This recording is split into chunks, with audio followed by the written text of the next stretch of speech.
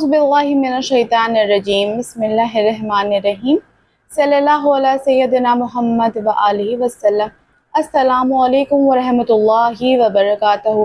तमाम मेरे प्यारे बहन और भाइयों को उम्मीद करती हूँ आप सब ठीक ठाक होंगे इंशाअल्लाह ताला। सब अपने घरों में खैरियत से होंगे, आफियत से होंगे। सब लोगों के लिए बहुत सारी दुआएं हैं। प्यारे साथियों, आज की रियल लाइफ स्टोरी यानी आज का मुशाहिदा एक प्यारी बहन ने हम सबके साथ शेयर किया है। पेशे से ये बहन डॉक्टर हैं, लेकिन नाम ना मेंशन करने की ताकीद की है इन्होंने। चलिए शुरू करते हैं इनका वाक़या। इन्होंने लिखा है कि अस्सलाम वालेकुम सिस्टर राबिया। वालेकुम अस्सलाम। आज मैं आपसे अपनी रियल लाइफ स्टोरी शेयर करूँगी। मेरे साथ क्या हुआ, मेरी फैमिली के साथ क्या हुआ, बड़ा ही अजीब व गरीब वाक़या हुआ। कहती हैं कि कुछ दिनों पहले, तकरीबन 14 दिन पहले की बात है कि मैंने आयत करीमा यानी हज़रत यूनुस अलैहिस्सलाम की दुआ, जिसे हम आयत करीमा भी कहते हैं, ला इलाहा इल्ला अंता सुब्हानक इन्नी कुन्तु मिनज़ ज़ालिमीन, शुरू की हुई थी। आपको पता है, आप सबको पता है कि आयत करीमा कितनी पावरफुल दुआ है।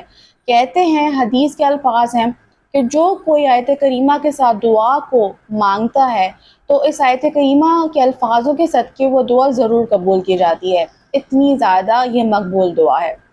तो ये सिस्टर बताती हैं कि मैंने आयत करीमा रोज़ 1000 की तादाद के साथ शुरू की हुई थी। मुझे आयत करीमा पढ़ते हुए अभी 12 दिन हुए थे कि 12वें ही दिन एक अजीब व गरीब वाक़या मेरे घर में पेश आ गया, जो हम सब के लिए, हमारी ज़िंदगियों के लिए अल्लाह ताला ने एक मिरेकल साबित कर दिया।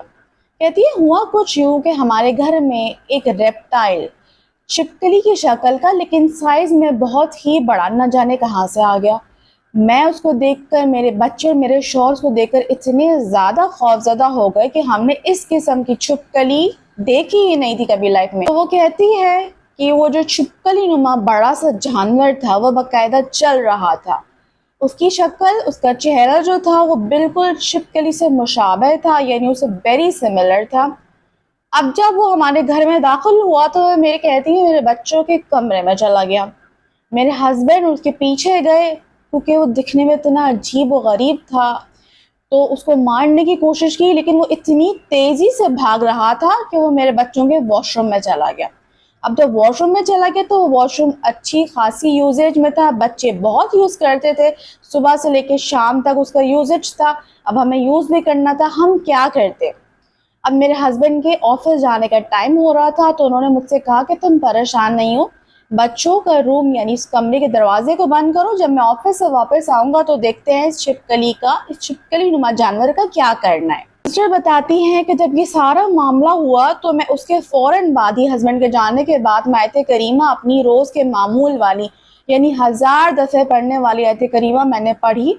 और आयत करीमा पढ़ने के बाद मैंने बेइंतहा दुआ की कि या अल्लाह, इस आनन फानन या नागहानी आई मुसीबत को हमसे दूर कर दे। कह रही, मैं दिल ही दिल में ये दुआ करती जा रही थी। उसके बाद फिर पूरा दिन गुजर गया। जब शाम के वक्त इनके हस्बैंड वापस आए तो उस कमरे को खोला गया। जब ये और इनके हस्बैंड बच्चों को इन्होंने दूसरे कमरे में कर दिया, तो कहती हैं जब ये और उनके हस्बैंड उस कमरे में गए और उस वॉशरूम की तरफ गए तो उनको इतनी खौफ आ रहा था कि अचानक से कहीं ऊपर नीचे से कहीं से वो नमूदार ना हो जाए और भाग के कहीं चिपक न जाए या कुछ नुकसान न पहुँचा दे। वो कहती हैं, खैर वो कहती हैं जो अगला वाक़या हमारे साथ होने वाला था वो हमें बहुत ही हैरान करने के लिए काफ़ी था। कहती हैं, ना वो आगे थी छिपकली, ना वो पीछे थी, छत के ऊपर भी कहीं नहीं थी, लेकिन हमने दरवाजे को जब पीछे से आगे की तरफ मूव किया तो क्या देखते हैं कि वो छिपकली टुकड़ों में कह रही हैं कटी हुई पड़ी हुई है। कहती है कि मैं और मेरे हस्बैंड बड़ा परेशान हुए कि ये कैसे मुमकिन है कि छिपकली टुकड़ों में पड़ी हुई वॉशरूम में मौजूद हो, ऐसे जैसे किसी ने टुकड़े किए हों उसके बाकायदा। खैर उनके हस्बैंड ने थोड़ी सोच विचार लगाई तो कहते हैं उनको पता लगा कि शायद ये जो दरवाजे का पीछे का हिस्सा था उसमें आकर इसके टुकड़े हो गए हैं। तो कहती हैं कि मेरे हस्बैंड से जिक्र किया कि आप यकीन करें, मैंने पूरा दिन आयत करीमा पढ़ने के बाद इतनी दुआ की है कि अल्लाह ताला बस किसी तरह इस मुसीबत से हमें बैठे बैठाए निजात दिला दे। और अल्लाह ताला ने बग़ैर किसी नुकसान के, देखिए, मेरी दुआ को इस तरह कबूल किया। یہ سسٹر کہتی ہے کہ آپ لوگ بھی آیت کریمہ کا ورد کر کے دیکھیں، اور کوئی بھی دعا اگر آپ کی رکی ہوئی ہو تو اس کے توسط سے آپ یقیناً اپنی دعا کی قبولیت کو خود اپنی آنکھوں سے ہوتا ہوا دیکھیں گے۔ آیت کریمہ اتنی پاورفل تسبیح ہے کہ اس کے ثمرات میں نے خود اپنی آنکھوں سے دیکھے ہیں کہ جب فیملی میں ہمارے یہاں کوئی آپریشن ہوتا ہے یا کسی کی سرجری ہوتی ہے تو ہم آیت کریمہ 1.25 کا ختم کر لیتے ہیں تو اللہ تعالی ہمیشہ اس سرجری کو کامیاب کر دیتے ہیں اور مریض کو صحت یابی اللہ نے عطا کی ہے۔ تو دوستوں، آپ بھی اگر چاہتے ہیں کہ آپ کی دعائیں قبول ہوں تو ہر دعا کے بعد کم سے کم 7 مرتبہ یا 11 مرتبہ اپنی دعا کی شروعات میں یا اختتام میں آیت کریمہ ضرور پڑھا کریں۔